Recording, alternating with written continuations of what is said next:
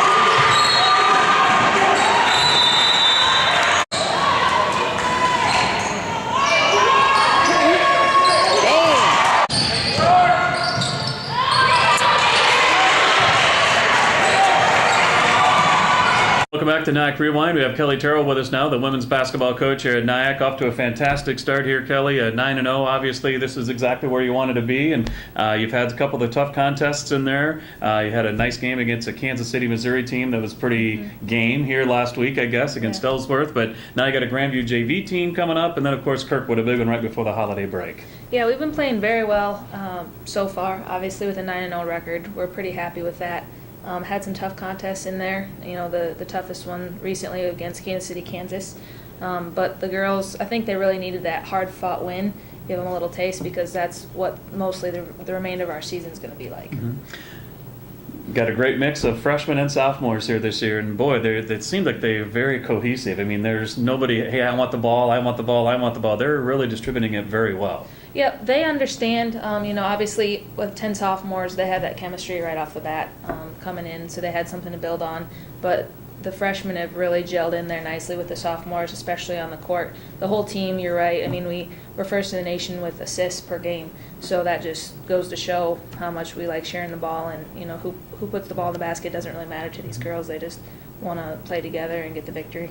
Obviously, like the three-pointers, got 109 right now, leading the nation. But I tell you what, you got 10 girls that can shoot them too. Yeah, they know that they're open. You know, some of them we have to yell at a little more to keep shooting or shoot if you're open. Some have no problem shooting the ball whenever they're open, and they're starting to understand that a little more. But that's our game, and as each game has gone on, they understand that's what we do. You know, we fast break and we shoot threes and we shoot layups, and that's what we're going to keep on doing. Well, I like to see the maturation process, too, of your sophomores. People like Latika Thompson, people like Chelsea Jaycox, Emily Bell has done a nice job for you here, too. I mean, they're all doing a good job. But, I mean, just those 3 or 4 or 5 girls, I mean, it's amazing how much they've matured from freshman to sophomore and figured out what the college game is all about. Yeah, and, you know, it's so fun seeing them come back from their freshman year, how hard they work over the summer and coming in their sophomore year. You know, 9 games in now, it's really starting to show how important it is to really dedicate yourself. You know, if you're going to be in, you got to be all in, and they've definitely shown that they've done that. All of our sophomores have. Well, and then talk about freshman Courtney Rush from Mason City here. I mean, she's done a phenomenal job filling into that college game right away. Yes, Courtney's finally within the last few games, been extremely aggressive with the basketball, which we've wanted her to do all year. But now I think she's just a little more comfortable. She understands her role. She knows if she's open, she's going to shoot it, and she's starting to create for herself a little more. But she still makes the right decision when it's time to pass the ball too. So we're really excited about what Courtney's done so far. You gotta like your depth right now too. I mean, I remember not too many years ago we had one or two people on the bench, Yeah. and now you got 10, 15. You got some people that are injured that we hope to get back here after the break as well. So you've got some excellent depth right now. Yeah, we're 12 strong right now. We did have a couple injuries down in that Ellsworth tournament, but we're hoping to get them back after Christmas time. And right now we're still 12 strong, and we're hoping that'll carry us through until we get everybody back. But everybody's playing minutes. Mm-hmm. We need everybody to be healthy and ready to go because the pace that we play, we need to give breaks here and there. All right, you got Grandview JV coming up on Thursday, Yep. and of course, how do you not look past that game to get to that Kirkwood game on Wednesday, which is a big one, obviously? It's hard. Mm-hmm. It's hard. We've seen Kirkwood play.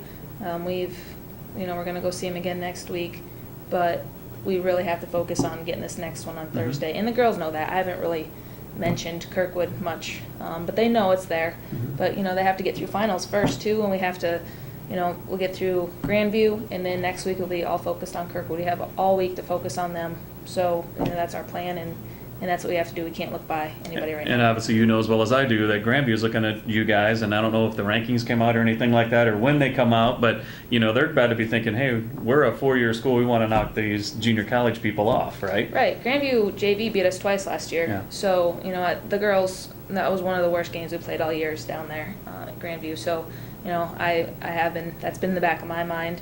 And, the girls know it's an important game. We really stressed how every road game we have to be ready for and get yourself prepared.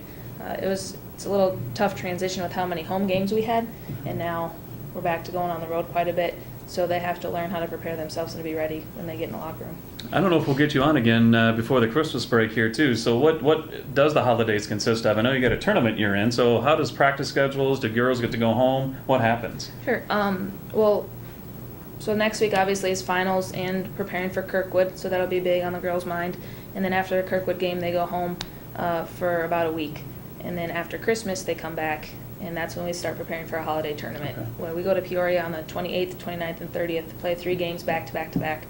So, they'll be rested, but at the same time, we have a couple days to get ready for those games. And then after Peoria tournament, we have a couple days to get ready for conference season.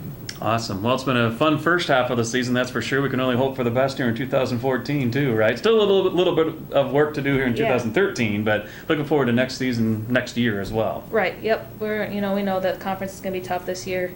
Looking down at everybody's record so far, everyone's going to be tough, and we can't take any games off. So the girls know that, and I think they're just ready to go. And what are you going to do when the Bears lose their 3rd game in a row when they play the Cowboys on Monday night? It's not going to happen. I think it is. But anyway, all right. Good luck. Thank you very much. All right, thanks. You bet. That is